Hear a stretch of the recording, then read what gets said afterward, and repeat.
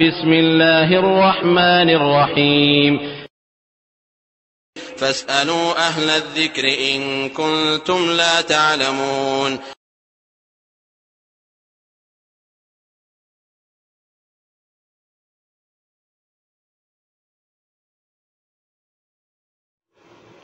আলহামদুলিল্লাহ ওয়াসসালাতু ওয়াসসালামু আলা রাসূলিল্লাহ।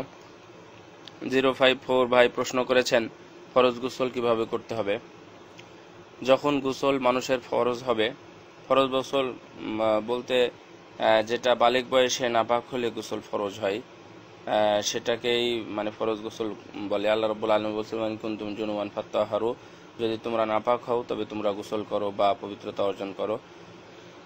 এটা সূরা মাইদা 6 নম্বর আয়াতে আছে। তো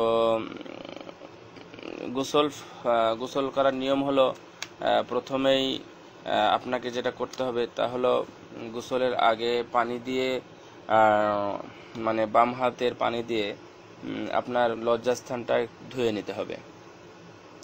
লজ্জাস্থানটা ধুয়ে নেওয়ার পরে রাসূলুল্লাহ সাল্লাল্লাহু আলাইহি ওয়াসাল্লাম যেটা করতেন সেটাই বলি। উনি একবার মাটিতে হাতটা মারতেন, মেরে সেটা হাতটা ভালো করে পরিষ্কার করে নিতেন। যদি আপনি পারেন মারবেন, অথবা যদি সাবান দিয়ে ধুয়ে নিতে পারেন তাহলে ধুয়ে নেবেন। এরপরে অজু করবেন, পূর্ণাঙ্গ অজু, সালাতের ন্যায় অজু করবেন। সালাতের ন্যায় অজু করার পরে শেষে মানে পাটা ধুতেও পারেন, নাও ধুতে পারেন। অর্থাৎ যদি তখনই ধোন তাহলে পরে ধোয়া লাগবে না, আর যদি তখন না ধোন, যে একবারে গোসলের পরে আমি পাটা ধুবো, তাও আপনি ধুতে পারবেন। ওটা কিন্তু অজুরই পা ধোয়া, মানে এটা এমনি ধোয়া না, অজুর মতো করে যেটা পা ধুতে হয় সেভাবে পা ধোয়া। হ্যাঁ, করার পরে সুন্নাত হলো যে রাসূলুল্লাহ সাল্লাল্লাহু আলাইহি ওয়াসাল্লাম সাধারণত গোসল করার আগে মানে একবারে প্রারম্ভেই উনি মাথার উপর চোয়ালে করে তুলে পানি দিতেন 2-3 বার। এটা স্বাস্থ্যের জন্য হয়তো বা ভালো, এই জন্য রাসূলুল্লাহ সাল্লাল্লাহু আলাইহি ওয়াসাল্লাম এটা করতেন। আপনিও বুঝতে পারবেন যে পানি দেওয়ার সঙ্গে সঙ্গে মানুষের যে একটা শরীরের মধ্যে একটা ঝাঁকুনি বা ঝিমানি আসে, সেটা থাকে না যদি আপনি একটু পানি অল্প মাথার উপর আগ থেকে দিয়ে দেন।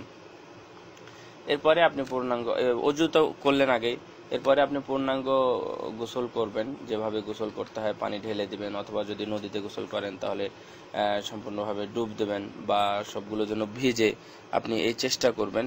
এভাবে গোসল আপনি কমপ্লিট করবেন, তাহলে শেষ হয়ে গেল, আর কিছু সমস্যা নেই। এই আর কি। জাযাকুমুল্লাহু খায়রা। আল্লাহু আ'লাম।